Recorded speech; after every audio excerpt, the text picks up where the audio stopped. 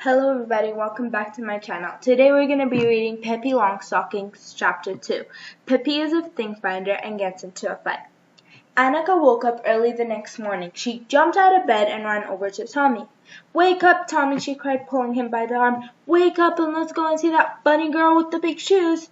Tommy was wide awake in an instant.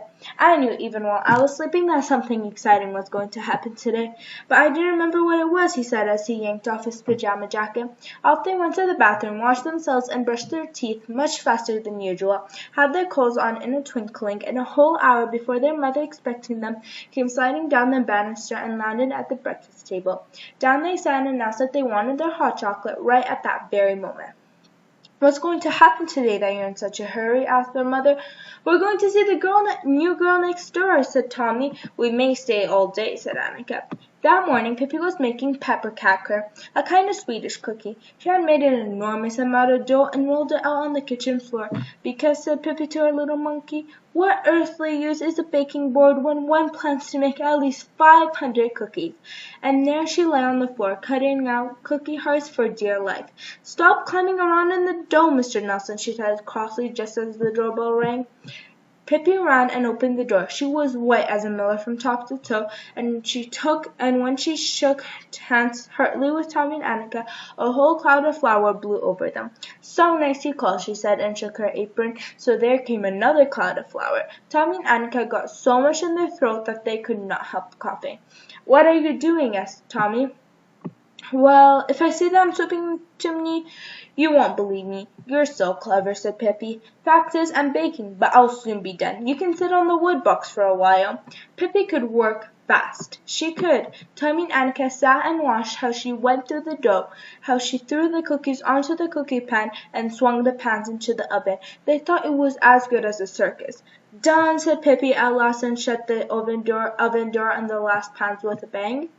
"What are we going to do now?" asked Tommy. "I don't know. What are we going to do?" said Pippi. "But I know I can't lie around and be lie. I am a thing finder, and when you're a thing finder, you don't have a minute to spare." "What did you say you were?" asked Annika. "A thing finder. What's that?" asked Tommy. "Somebody who hunts for things, naturally. What else could it be?" said Pippi, as she swept all the flour left on the floor into a little pile. "The whole world is full of things, and somebody has to look for them, and that's just what the thing finder does," she finished.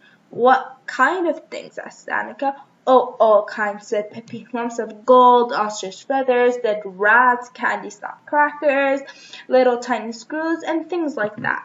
Tommy and Annika thought it sounded as if it would be fun, and wanted very much to be thing finders too, although Tommy did say he hoped he'd find a lump of gold and not little tiny screw. "We shall see what we shall find," said Pippi. "One always finds something, but we've got to hurry and get going so that other thing finders don't pick up all the lumps of gold around here before we get them." All three thing finders now set out.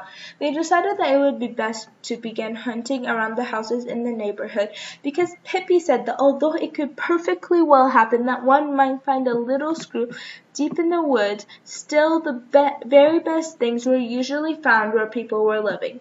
"Though for that matter," she said, "I've been it the other way around too. I remember once when I was out hunting for things in the jungles of Borneo, right in the heart of the forest where no human being had ever before set foot. What do you suppose I found? Why, a very fine wooden leg. I gave it away later to a one-legged old man, and he said that a wooden leg like that wasn't to be had for love or money." Tommy and Annika looked at Pippi to see just how a thing finder acted. Pippi ran from one side of the road to the other, shaded her eyes with her hands, and hunted and hunted. Sometimes she crawled about on her hands and knees, tucked her hands in between pickets of fence, and then said in disappointment, "Oh dear, I was sure I saw a lump of gold." May we really take everything we find?" asked Annika. "Yes, everything that is lying on the ground," said Pippi. Presently they came to an old man lying asleep on the lawn outside his cottage. "There," said Pippi, "that man is lying on the ground, and we have found him. We'll take him." Tommy and Annika were utterly horrified. No, no, Pippi, we can't take an old gentleman. We couldn't possibly, said Tommy. Anyway, whatever would he do with him? What would we do with him? Oh, there are plenty of things we can do with him. We can keep him in a little rabbit hutch instead of rabbit and feed him on dandelions. But if we don't want to, I don't care, although it does bother me to think that some other thing finder may come along and grab him. They went on. Suddenly Pippi gave a terrific laugh. Well, I never saw the like, she cried as she picked up the large, rusty old tin can from the grass. What a find! What a find! Gang, that's something you never have too many of. Tommy looked at the can doubtfully. What can we use it for?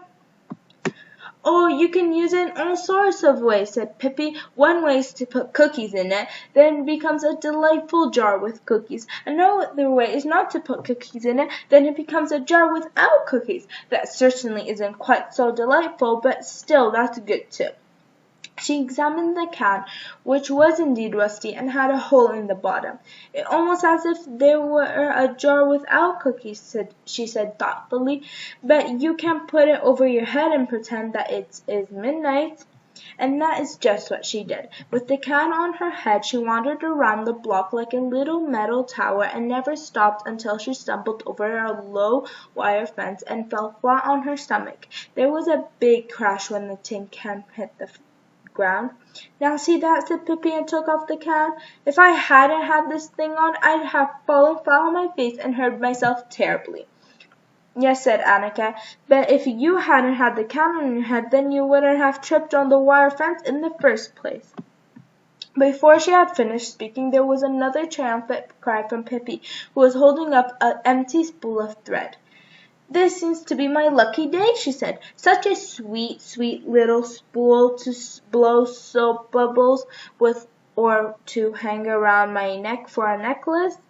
I'll go home and make one this very minute. However, just at that moment, the gate of one of the cottages nearby opened and a boy came rushing out. He looked scared, and that was no wonder, because head over heels after him came 5 other boys. They soon caught him and pushed him against the fence, and all 5 began to punch him and hit him. He cried and held his arms in front of his face to protect himself. Give it to him, cried the oldest and strongest of the boys, so that he'll never dare to show himself on the street again. Oh, said Annika, it's Willie, they're hurting. Oh, how can they be so mean? Oh, that awful Bench, he's always in a fight, said Tommy, and 5 against 1? What cowards! Pippi went up to the boys and tapped Benjit on the back with her forefinger. Hello there, she said. What's the idea? Are you trying to make hash out of little Willie with all 5 of you jumping at him at once?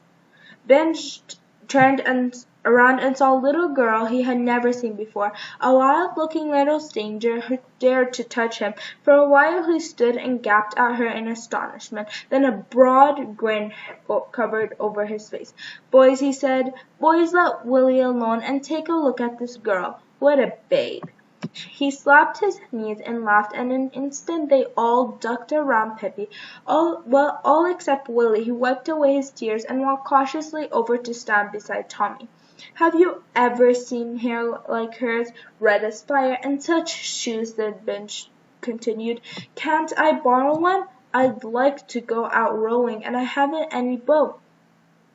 He took hold of one of Pippi's braids, but dropped it instantly and cried, Ouch! I burned myself. Then all 5 boys joined hands around Pippi, jumping and down and screaming, Redhead, Redhead! Pippi stood in the middle of the ring and smiled in the friendliest way. Benj had hoped she would get mad and begin to cry. At least she ought to have looked scared. When nothing happened, he gave her a push. I don't think you have a very nice way with ladies, said Pippi, and she lifted him in her strong arms high in the air and carried him to the birch tree and hung him over a branch. Then she took the next boy and hung him over another branch. The next one she set on a gate post outside a cottage, and the next she threw right over a fence so that he landed in a flower bed. The last of the fighters she put in a tiny toy cart that stood by the road. Then Pippi, Tommy, Annika, and Willie stood and looked at the boys for a while. The boys were absolutely speechless with fright. And Pippi said, "You cowards! 5 of you attacking one boy? That's cowardly. Then you could begin to push a helpless little girl around? Oh, how mean!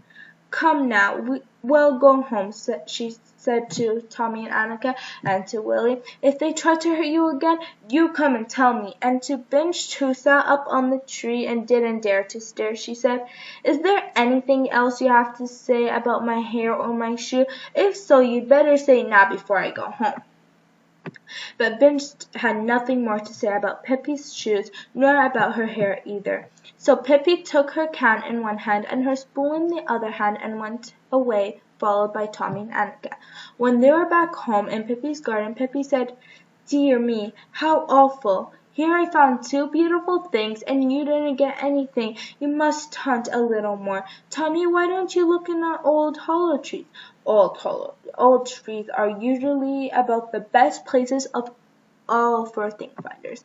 Tommy said that he didn't believe he and Annika would ever find anything, but to please Pippi he put his hand slowly down into the hollow tree trunk.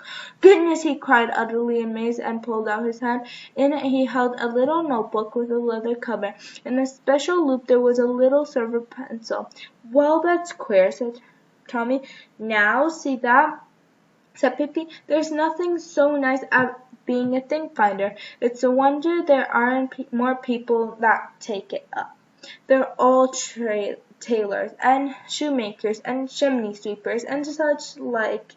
But thing finders, no indeed. That isn't good enough for them." And then she said to Annika, "Why don't you feel in that old tree stump? One practically always finds things in old tree stumps." Annika stuck her hand down in the stump and almost immediately got hold of a red coral necklace. She and Tommy stood up open-mouthed for a long time. They were so astonished they thought that hereafter they would be thing finders every single day. Pippi had been up half the night before playing ball, and now suddenly she suddenly felt sleepy. "I think I have to go and take a nap," she said. "Can't you come with me and tuck me in?" When Pippi was sitting on the edge of the bed, taking off her shoes, she looked at them thoughtfully and said, "He was going out rowing," he said. "That old Binch," she snorted disdainfully.